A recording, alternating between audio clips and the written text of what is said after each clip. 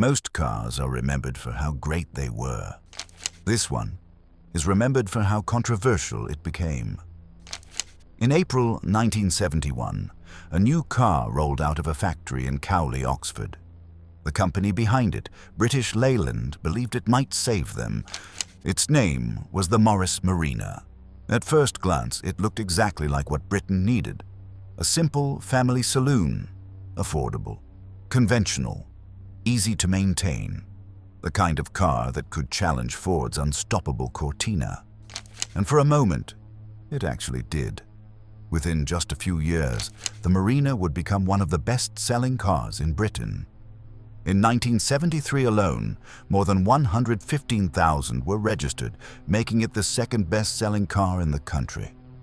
Over its lifetime, more than 1.2 million examples would be produced worldwide. Yet today, the Marina is remembered very differently. To many enthusiasts, it became a symbol of everything that went wrong with the British car industry in the 1970s. So how does a car sell over 1 million units and still end up on lists of the worst cars ever made? To understand that contradiction, you have to go back to the moment British Leyland was born. In 1968, Britain's automotive industry attempted something enormous. British Motor Holdings merged with Leyland Motor Corporation, creating a giant manufacturer called British Leyland. On paper, it looked powerful. In reality, it was a company struggling with internal chaos, aging factories, political pressure, and fierce competition from Ford. Ford's Cortina dominated the family car market. Fleet buyers loved it. Businesses trusted it, and fleets represented nearly 60% of all medium-sized car sales in Britain. British Leyland had a problem. Their cars were mostly front-wheel drive designs like the Austin 1800, which fleet buyers didn't trust. They wanted something simpler, something conventional, something like the Cortina. So British Leyland gave their engineers an almost impossible task: design a Cortina competitor and bring it to market in just 3 years.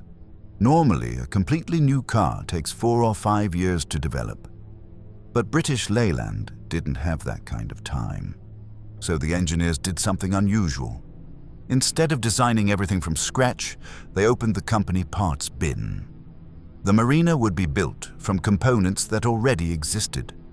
The most famous example was its front suspension.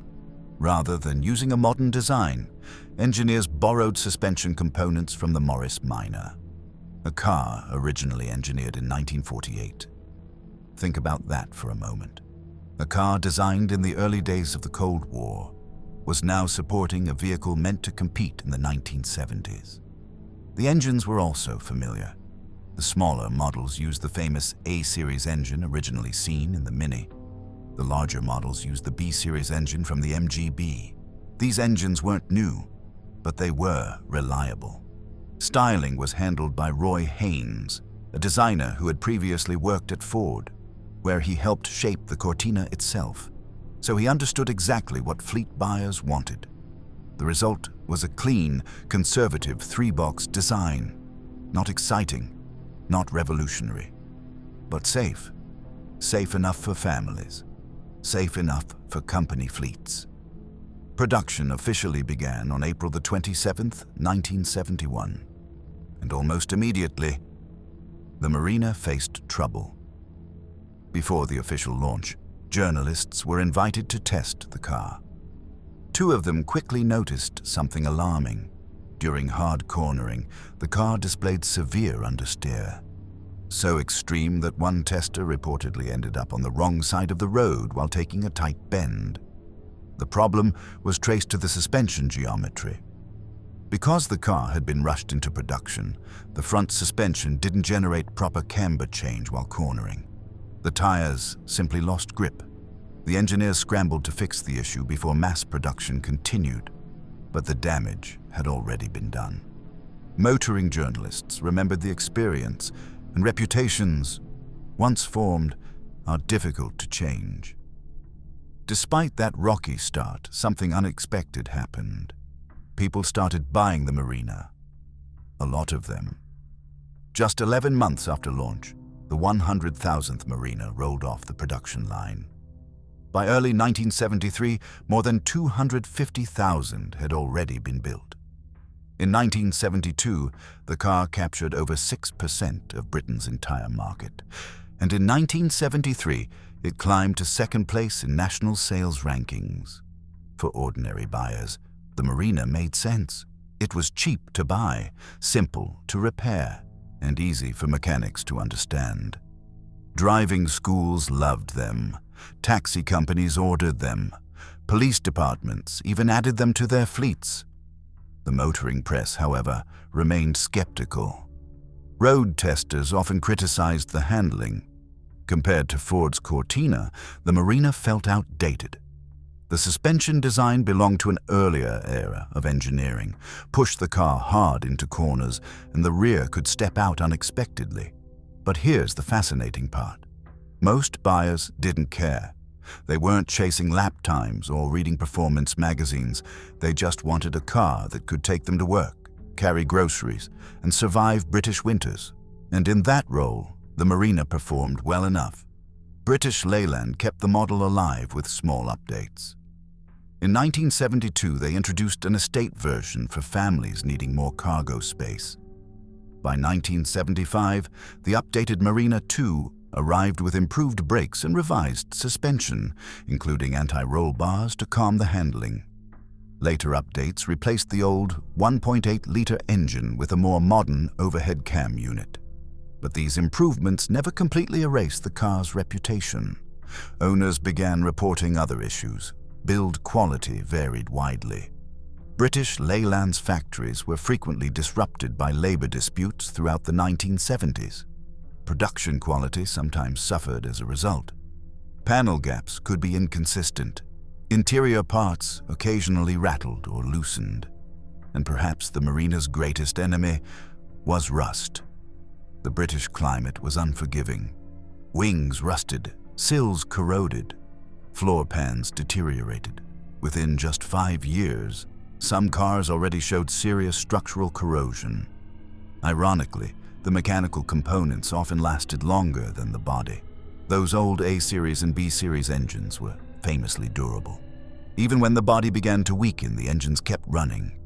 In some cases, long after the rest of the car had started to fall apart.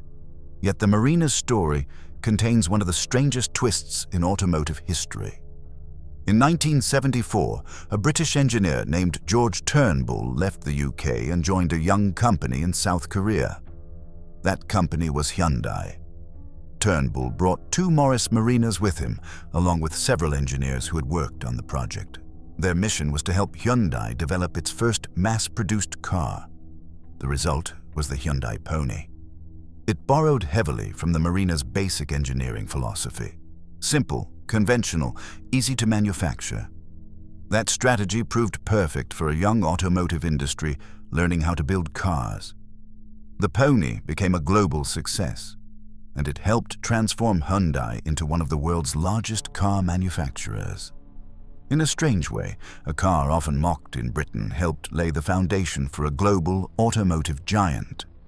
And yet the Marina still occupies a unique place in automotive history. It wasn't a technological breakthrough. It wasn't a performance legend. It wasn't even particularly refined. But it fulfilled the role it was created for. It sold in huge numbers. It kept British Leyland alive during difficult years. And it carried hundreds of thousands of families through the uncertain decade of the 1970s. In the end, the Morris Marina became both a commercial success and an engineering compromise. A car that satisfied everyday drivers while frustrating automotive purists. And perhaps that contradiction is exactly what makes its story worth remembering.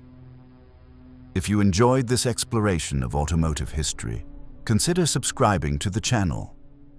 Stories like this remind us that the automotive world isn't built only on legendary supercars and perfect machines. Sometimes the most interesting stories come from flawed cars, built during difficult times. Cars that weren't perfect, but still mattered. And if you'd like to see more stories from the golden age of motoring, Click on the next video on your screen.